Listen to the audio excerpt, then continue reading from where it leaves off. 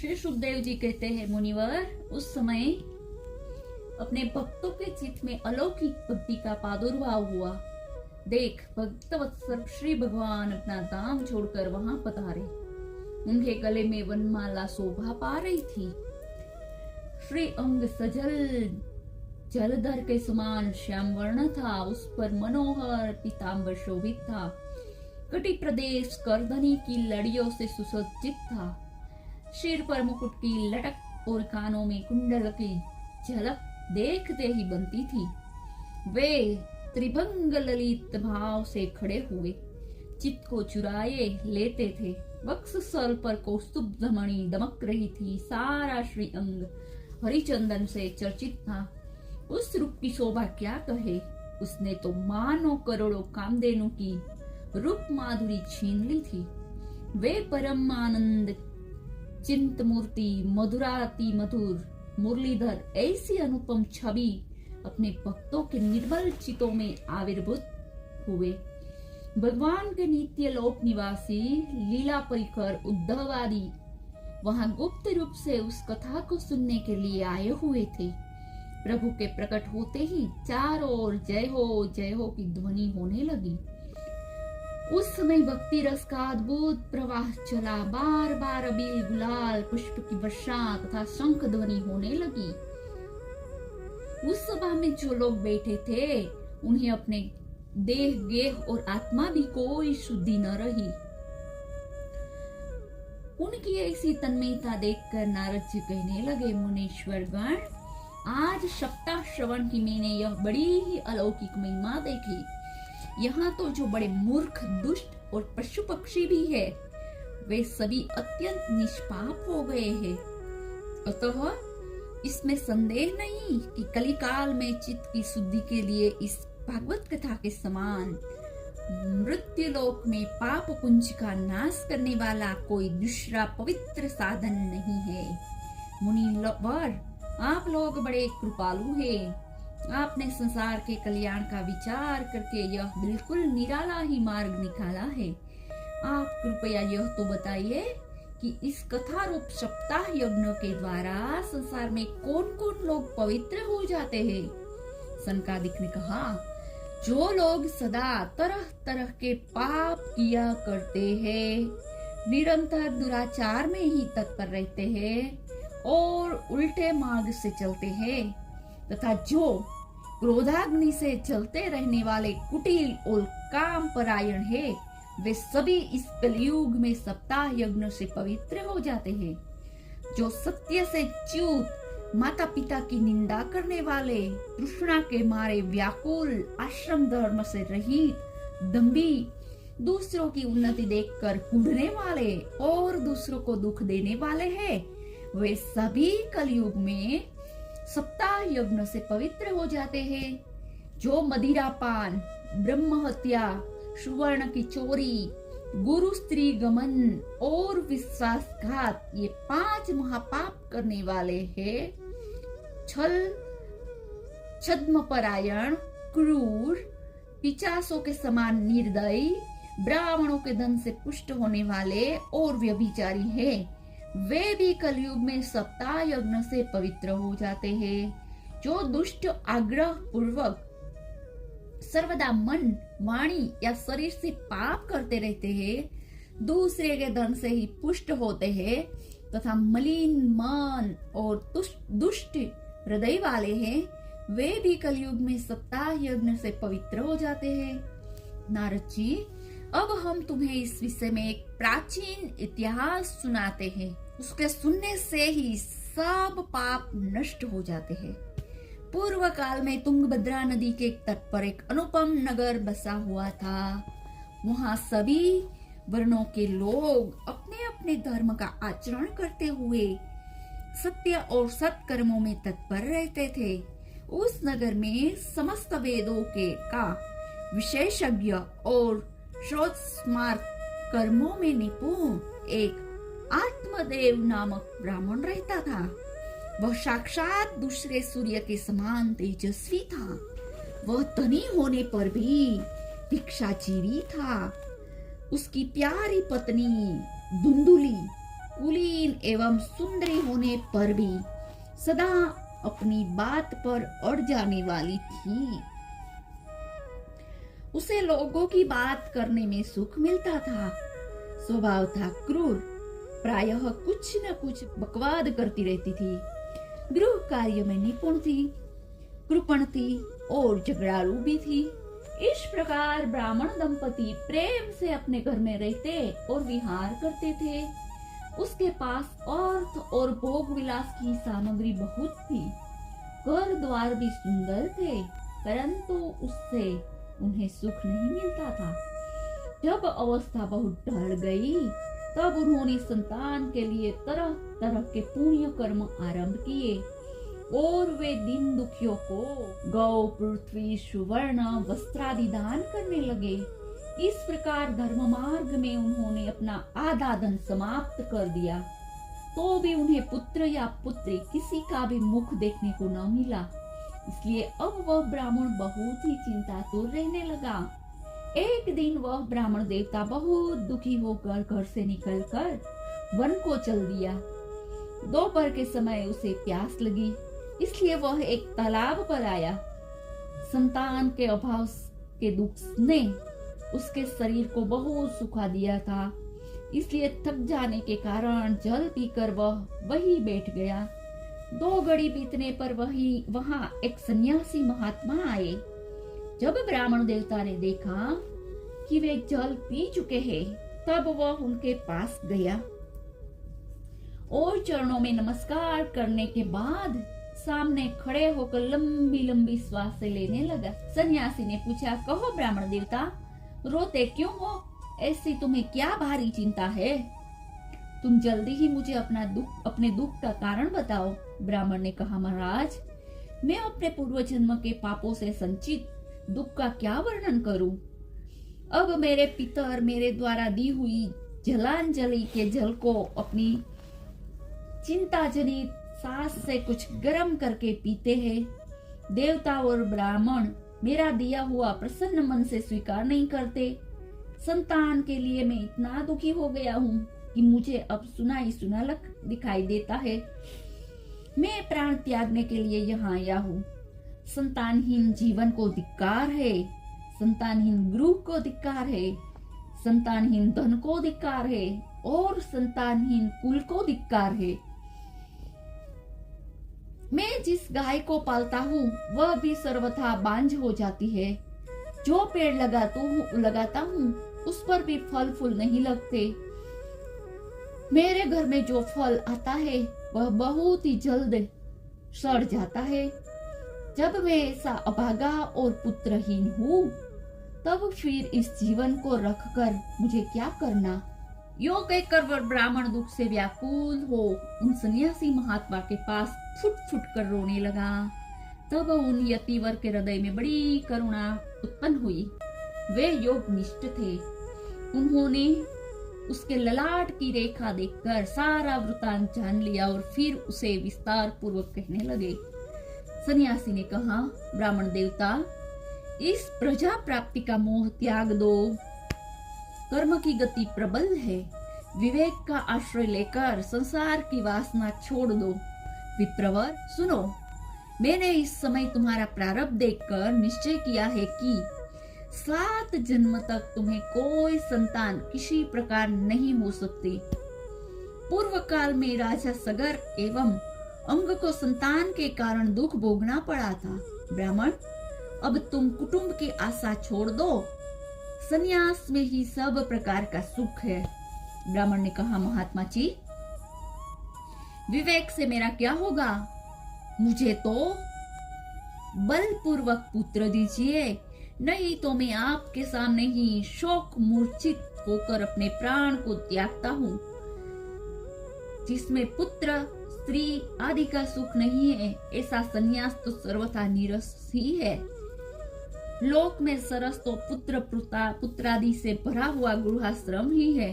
ब्राह्मण का ऐसा आग्रह देखकर उन तपोधन ने कहा, विधाता के लेख को मिटाने का हठ करने से राजा चित्रकेतु को बड़ा कष्ट उठाना पड़ा था। इसलिए देव जिसके उद्योग से उद्योग को कुचल देता है, उस पुरुष के समान तुम्हें भी पुत्र से सुख नहीं मिल सकता। तुमने तो बड़ा हठ पकड़ रखा है और अर्थी के रूप में तुम मेरे सामने उपस्थित हो। ऐसी दशा में मैं तुमसे क्या कहूँ। जब महात्मा जी ने देखा कि यह किसी प्रकार अपना आग्रह नहीं छोड़ता, तब उन्होंने उसे एक फल देकर कहा, इसे तुम अपनी पत्नी को खिला देना, इससे उसके एक पुत्र होगा।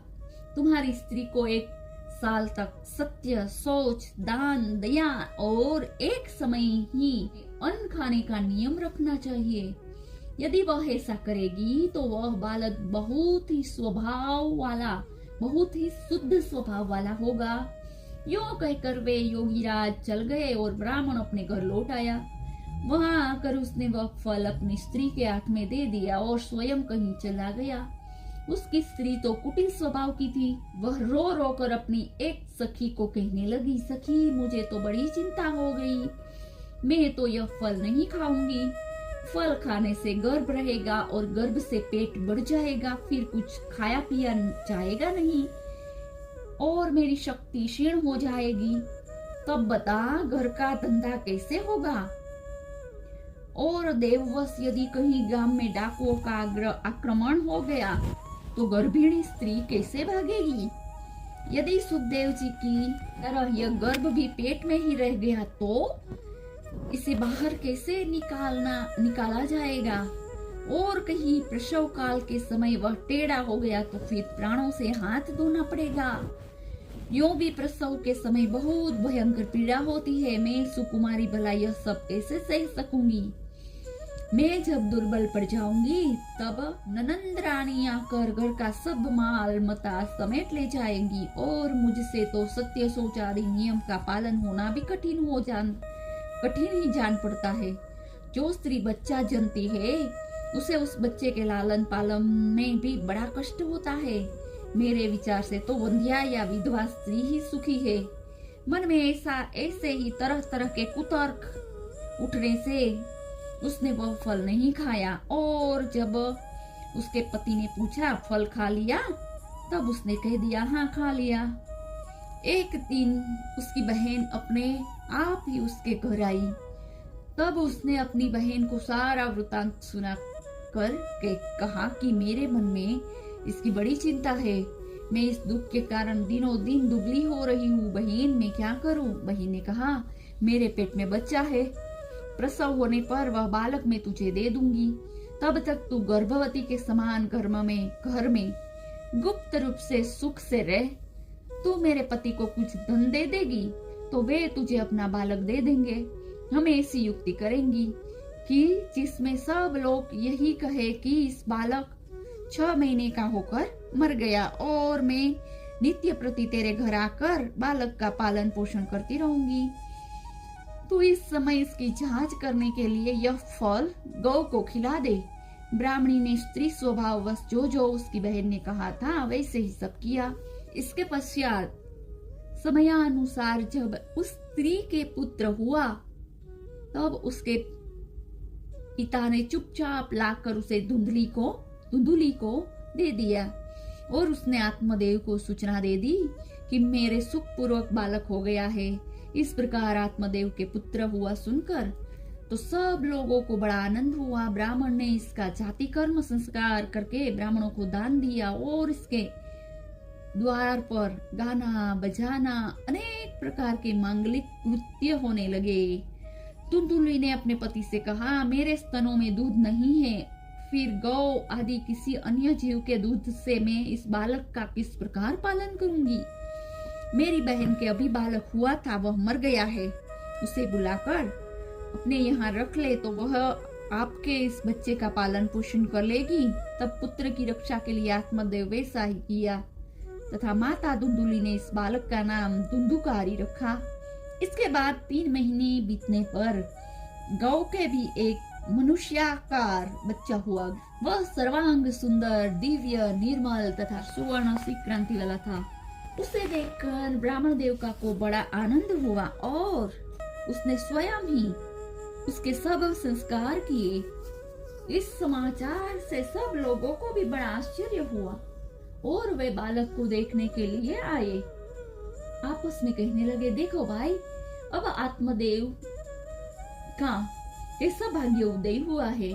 कैसे आश्चर्य की बात है कि गौ के भी ऐसा दिव्य रूप बालक उत्पन्न हुआ है।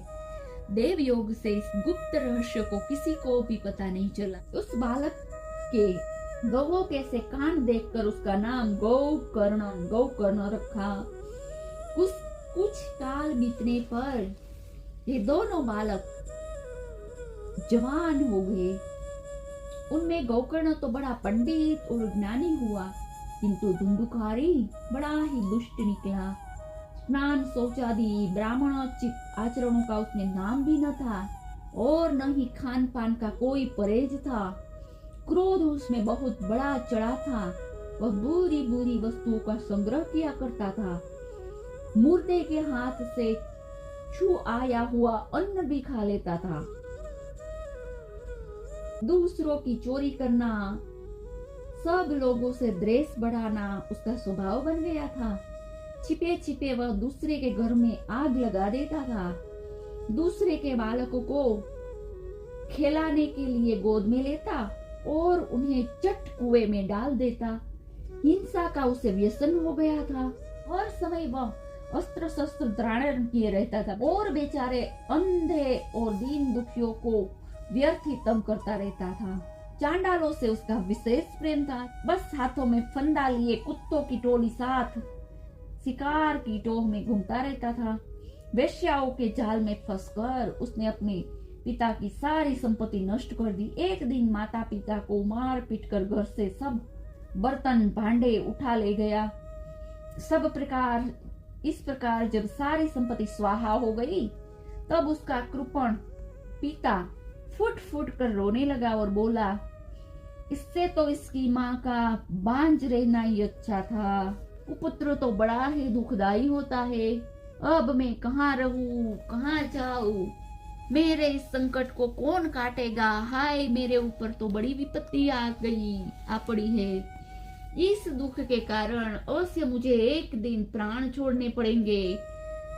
उसी समय परम ज्ञानी गोकर्ण जी वहां आए और उन्होंने पिता को वैराग्य का उपदेश करते हुए बहुत समझाया। वे बोले, पिताजी, यह संसार असार है। यह अत्यंत मोह में डालने वाला है, दुख रूप और मोह में डालने वाला है। पुत्र किसका, धन किसका? स्नेहवान पुरुष रात दिन दीपक के समान चलता रहता है। सुख न तो इंद्र को है, न ही चक्रवर्ती राजा को ही सुख है। सुख है तो केवल विरक्त एकांत जीवी मुनि को। यह मेरा पुत्र है। इस अज्ञान को छोड़ दीजिए। मोह से नरक की प्राप्ति होती है। यह शरीर तो नष्ट होगा ही, इसलिए सब कुछ छोड़कर वन में चले जाइए। गोकर्ण के वचन सुनकर आत्मदेव वन में जाने के लिए तैयार हो गया और उसने कहा, बेटा, वन में रहकर मुझे क्या करना चाहिए, यह मुझसे विस्तार पूर्वक कहो। मैं बड़ा मूर्ख हूँ। अब तक कर्म व स्नेह पाप से बंधा हुआ अपंग की भांति इस घर रूपी अंधेरे कुएं में पड़ा रहा। तुम बड़े दयालु हो, इससे मेरा उद्धार करो। गोकर्ण ने कहा, पिताजी, यह शरीर हड्डी, मांस और रुधिर के पिंड है। इसमें इसे मैं मानना छोड़ दे और स्त्री पुत्र को अपना कभी न माने। इस संसार को रात दिन क्षण भंगुर देखे। इसकी किसी भी वस्तु को स्थायी समझकर उसमें राग न करे। बस एकमात्र वैराग्य रस के रसिक होकर भगवान की भक्ति में लगे रहे। भगवत भजन ही सबसे बड़ा धर्म है। निरंतर उसी का आश्रय लिए रहे। अब सब प्रकार के लौकिक धर्मों से मुंह मोड़ ले। सदा साधु जनों की सेवा करे। भोगों की लालसा को पास न फटकने दे तथा जल्दी से जल्दी दूसरे के गुण दोषों का विचार करना छोड़कर एकमात्र भगवत सेवा और भगवान की कथाओं के रस का ही पान करे। इस प्रकार पुत्र की वाणी से प्रभावित होकर आत्मदेव ने घर छोड़ दिया और वन की यात्रा की। यद्यपि उसकी आयु उस समय 60 वर्ष की हो चुकी थी, फिर भी बुद्धि में पूरी दृढ़ता थी। वहां रात दिन भगवान की सेवा पूजा करने से और नियम पूर्वक भागवत के 10वें स्कंद का पाठ करने से उसने भगवान श्री कृष्ण चंद्र को प्राप्त कर लिया। सूत जी कहते हैं, शौनक जी पिता के वन चले गए। पिता के वन चले जाने पर एक दिन धुंधुकारी ने अपनी माता को बहुत पीटा और कहा, बता धन कहाँ रखा है, नहीं तो अभी तेरी लुआटी जलती हुई लकड़ी से खबर लूंगा। उसकी इस धमकी से डरकर और पुत्र के उपद्रव से दुखी होकर वह रात्रि के समय कुएं में जा गिरी और उसकी मृत्यु हो गई। योगनिष्ठ गोकर्ण जी तीर्थ यात्रा के लिए निकल गए। उन्हें इस घटनाओं से कोई दुख या दुख नहीं होता था, क्योंकि उनका न कोई मित्र था और न कोई शत्रु। धुंधुकारी पांच वेश्याओं के साथ घर में रहने लगा। उनके लिए भोग सामग्री जुटाने की चिंता ने उसकी बुद्धि नष्ट कर दी। वह नाना प्रकार के अत्यंत क्रूर कर्म करने लगा। एक दिन उस उल्टाओं ने उससे बहुत से गहने मांगे। वह तो काम से अंधा हो रहा था। मौत की उसे कभी याद नहीं आती थी। बस उन्हें जुटाने के लिए वह घर से निकल पड़ा। वह जहां तहां से बहुत सा धन चुरा कर घर लौट आया तथा उन्हें कुछ सुंदर वस्त्र और आभूषण लाकर दिए। चोरी का बहुत सा माल देखकर रात्रि के समय स्त्रियों ने विचार किया कि यह नित्य ही चोरी करता है, इसलिए किसी दिन अवश्य ही राजा पकड़ लेगा। राजा यह सारा धन छीनकर इसे निश्चित ही प्राण दंड देगा। जब एक दिन इसे मरना ही है, तब हम ही धन की रक्षा के लिए गुप्त रूप से इसको क्यों न मार डाले। इसे मारकर इसका माल मत्ता लेकर जहां कहीं चली जाएगी। ऐसा निश्चय करके उन्होंने सोए हुए धुंधुकारी को रस्सी से कस दिया और उसके गले में फांसी लगाकर उसे मारने का प्रयत्न किया। इससे जब वह जल्दी न मरा तो उन्हें बड़ी चिंता हुई। तब उन्होंने उसके मुंह पर बहुत से दहकते हुए अंगारे डाले। उसी से वह अग्नि की लपटों से बहुत चटपटा कर मर गया। उन्होंने उसके शरीर को एक गड्ढे में डालकर गाड़ दिया। सच है, स्त्रियां प्रायः बड़ी दुस्साहसी होती है। इसके इस कृत्य का किसी को भी पता नहीं चला। लोगों के पूछने पर वह कह देती थी कि हमारे प्रियतम पैसे के लोभ से अब की बार बहुत दूर चले गए। इसी वर्ष के अंदर लौट आएंगे। बुद्धिमान पुरुष को दुष्टा स्त्री का कभी विश्वास नहीं करना चाहिए। जो मूर्ख इसका विश्वास करता है उसे दुखी होना पड़ता है। इसकी वाणी तो अमृत के समान कामियों के हृदय में रस का संचार करती है, किंतु हृदय छुरे की धार के समान तीक्ष्ण होता है। भला इन स्त्रियों का कौन प्यारा है। वे कुलटाए धुंधुकारी की सारी संपत्ति समेटकर वहां से चंपट हो गई। उसके ऐसे न जाने कितने पति थे और धुंधुकारी अपने कुकर्म के कारण भयंकर प्रेत हुआ। वह बवंडर के रूप में 10 दिशा में भटकता रहता था तथा शीत दाम से संतप्त और भूख प्यास से व्याकुल होने के कारण हाँ देव चिल्लाता रहता था, परंतु उसे कहीं भी कोई आश्रय न मिला। कुछ काल बीतने पर गोकर्ण ने भी लोगों के मुख से धुंधुकारी की मृत्यु का समाचार सुना। तब उसे अनाथ समझकर उन्होंने उसका गया जी में श्राद्ध किया और भी जहां जहां वे जाते थे वहां उसका श्राद्ध अवश्य करते थे। इस प्रकार घूमते घूमते गोकर्ण जी अपने नगर में आए और रात्रि के समय दूसरों की दृष्टि से बचकर सीधे अपने घर के आंगन में सोने के लिए पहुंचे।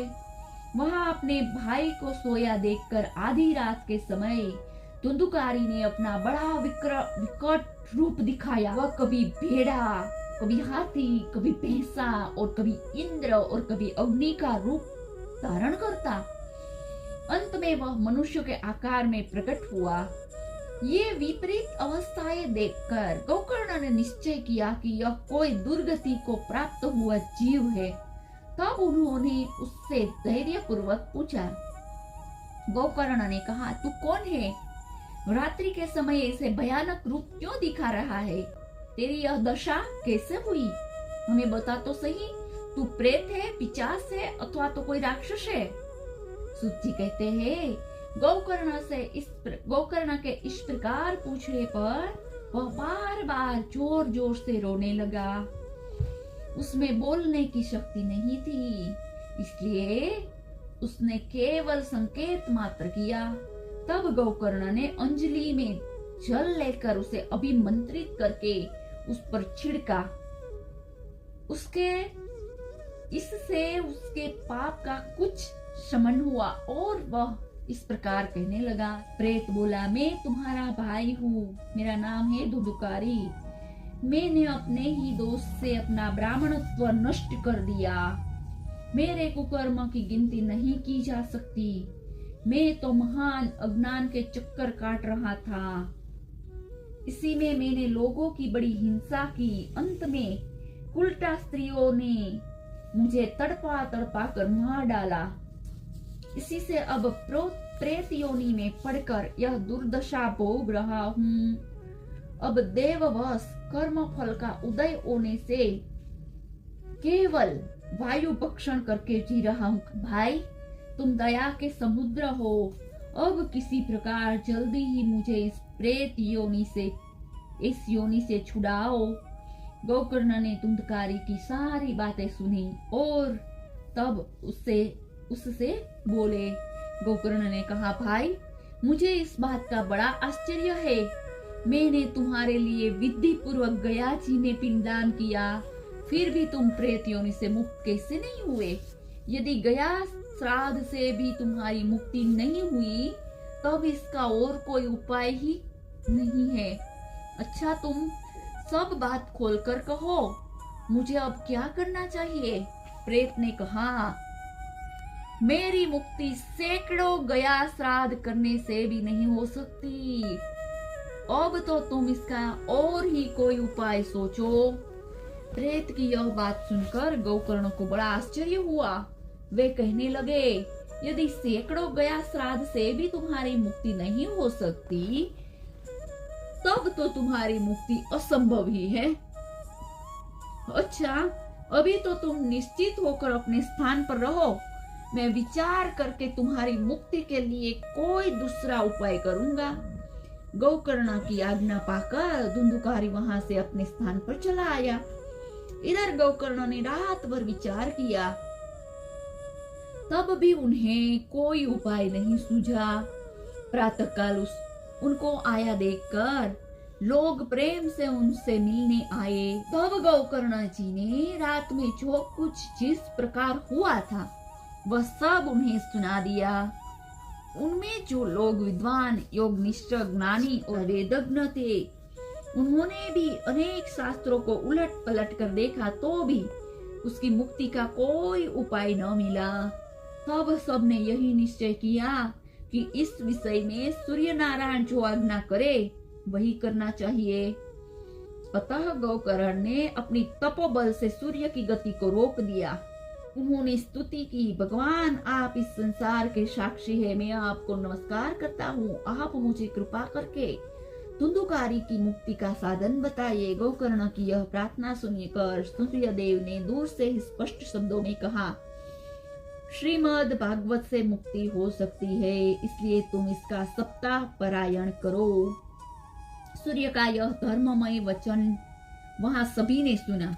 तब सब ने यही कहा कि प्रयत्न पूर्वक यही करो। है भी यह साधन बहुत सरल। अतः गोकर्ण जी भी तदानुसार निश्चय करके कथा सुनाने के लिए तैयार हो गए। देश और गांव से अनेक लोग कथा सुनने के लिए आए।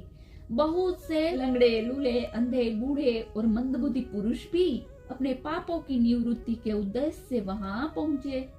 इस प्रकार वहां इतनी भीड़ हो गई कि उसे देखकर देवताओं को भी आश्चर्य होता था। जब गोकर्ण जी व्यास गादी पर बैठकर कथा कहने लगे, तब वह प्रेत भी वहां पहुंचा और इधर उधर बैठने के लिए स्थान ढूंढने लगा। इतने में ही उसकी दृष्टि एक सीधे रखे हुए 7 गांठ के बांस पर पड़ी। उसी के नीचे के छिद्र में घुसकर वह कथा सुनने के लिए बैठ गया। वायु रूप होने के कारण बाहर कहीं नहीं बैठ सकता था, इसलिए वह बांस में घुस गया। गोकर्ण जी ने एक वैष्णव ब्राह्मण को मुख्य श्रोता बनाया और प्रथम स्कंद से ही स्पष्ट स्वर में कथा सुनानी प्रारंभ कर दी। सायंकाल जब कथा को विश्राम दिया गया, तब एक बड़ी विचित्र बात हुई। वहां सभासदों के देखते देखते उस बांस की एक गांठ तड़ तड़ शब्द करती फट गई। इसी प्रकार दूसरे दिन सायं में दूसरी गांठ फटी, तीसरे दिन उसी समय तीसरी। इस प्रकार 7 दिनों में 7 गांठों को फोड़कर धुंधुकारी 12 स्कंदों के सुनने से पवित्र होकर प्रेत योनि से मुक्त हो गया और दिव्य रूप धारण करके सबके सामने प्रकट हुआ। उसका मेघ के समान श्याम शरीर पीतांबर और तुलसी की मालाओं से सुशोभित था तथा सिर पर मनोहर मुकुट और कानों में कमनीय कुंडल झिलमिला रहे थे। उसने तुरंत ही अपने भाई गोकर्ण को प्रणाम करके कहा, भाई तुमने कृपा करके मुझे प्रेत योनि की यातनाओं से मुक्त कर दिया। यह प्रेत पीड़ा का नाश कराने वाली श्रीमद् भागवत की कथा धन्य है तथा श्री कृष्णचंद्र के धाम की प्राप्ति कराने वाला इसका सप्ताह पारायण भी धन्य है। जब सप्ताह श्रवण का योग लगता है, तब सब पाप थरथरा उठते हैं कि अब यह भागवत की कथा जल्दी ही हमारा अंत कर देगी। जिस प्रकार आग गीली सूखी छोटी बड़ी सब प्रकार की लकड़ियों को जला डालती है, उसी प्रकार यह सप्ताह श्रवण मन वचन और कर्म द्वारा किए हुए नए पुराने छोटे बड़े सभी प्रकार के पापों को भस्म कर देता है। विद्वानों ने देवताओं की सभा में कहा है कि जो लोग इस भारतवर्ष में श्रीमद् भागवत की कथा नहीं सुनते, उसका तो जन्म वृथा ही है। भला मोह पूर्वक लालन पालन करके यदि इस अनिष्ट और नित्य शरीर को हृष्ट पुष्ट और बलवान भी बना लिया जाए, तो भी श्रीमद् भागवत की कथा सुने बिना इसका क्या लाभ। अस्या ही शरीर के आधार स्तंभ है, नस नाड़ी रूप रस्सियों से ये बंधा हुआ है कि ऊपर से इसे मांस रक्त थोप कर और चर्म मतलब कि चामड़ी से लेमिनेट किया गया है, मढ़ दिया गया है। इसके प्रत्येक अंग में दुर्गंध आती है, क्योंकि है तो यह मल मूत्र का पांड ही। वृद्धावस्था और शोक के कारण यह परिणाम में दुखमय ही है। रोगों का तो घर ही ठहरा, निरंतर किसी न किसी कामना से पीड़ित रहता है, कभी इसकी तृप्ति नहीं होती। इसे धारण किए रहना भी एक भार ही है। इसके रोम रोम में द्वेष भरे हुए हैं और नष्ट होने में इसे एक क्षण भी नहीं लगता। अंत में यदि इसे गाड़ दिया जाए तो इसके कीड़े बन जाते हैं, किसी पशु खा जाते हैं तो यह विष्टा हो जाता है, और यदि अग्नि में जला दिया जाए तो भस्म की ढेर राख नोटगलो थी जाए। ये 3 ही इसकी गतियां बताई गई है। ऐसे अस्थि शरीर से मनुष्य अविनाशी फल देने वाला काम क्यों नहीं बना लेता।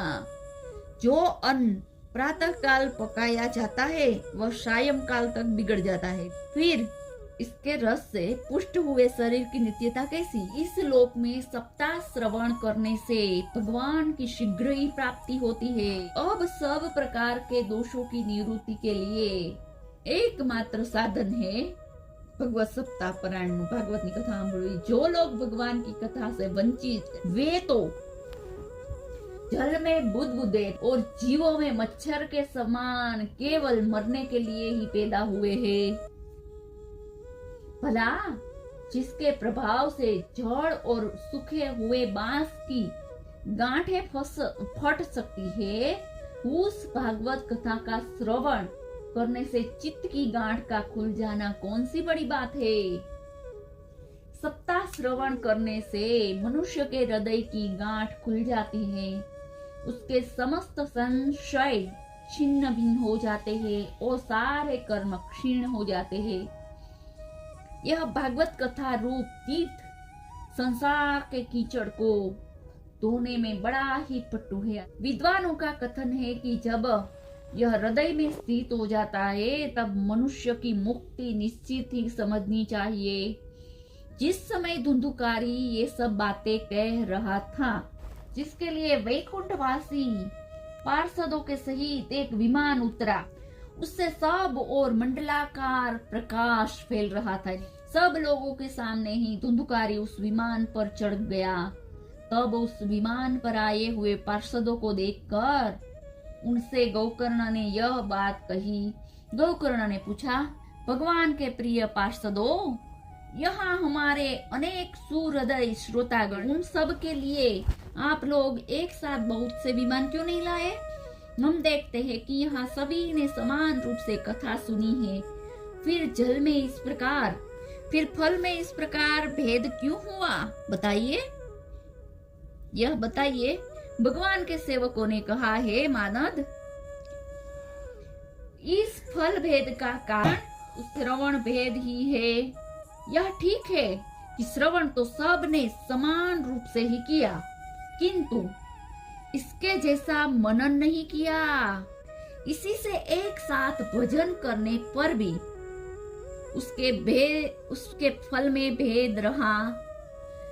इस प्रेत ने 7 दिन तक निराहार रहकर श्रवण किया था तथा सुने हुए विषय का स्थित चित्त से यह खूब मनन निध्यासन भी करता था। जो ज्ञान दृढ़ नहीं होता वह व्यर्थ हो जाता है। इस प्रकार ध्यान न देने से श्रवण का, संदेह से मंत्र का और चित्त के इधर उधर भटकते रहने से जप का कोई फल नहीं होता। वैष्णवहीन देश, अपात्र को कराया हुआ श्राद्ध का भोजन, अक्षोत्रियों को दिया हुआ दान एवं आचारहीन कुल सबका नाश हो जाता है। गुरु वचनों में विश्वास, दीनता का भाव, मन के दोषों पर विजय और कथा में चित्त की एकाग्रता इत्यादि नियम का यदि पालन किया जाए तो श्रवण का यथार्थ फल मिलता है। यदि ये श्रोता फिर से श्रीमद् भागवत की कथा सुने तो निश्चित ही सबको वैकुंठ की प्राप्ति होगी। और गोकर्ण जी, आपको तो भगवान स्वयं आकर गोलोक धाम में ले जाएंगे। यों कहकर सब पार्षद हरि कीर्तन करते वैकुंठ लोक में चले गए।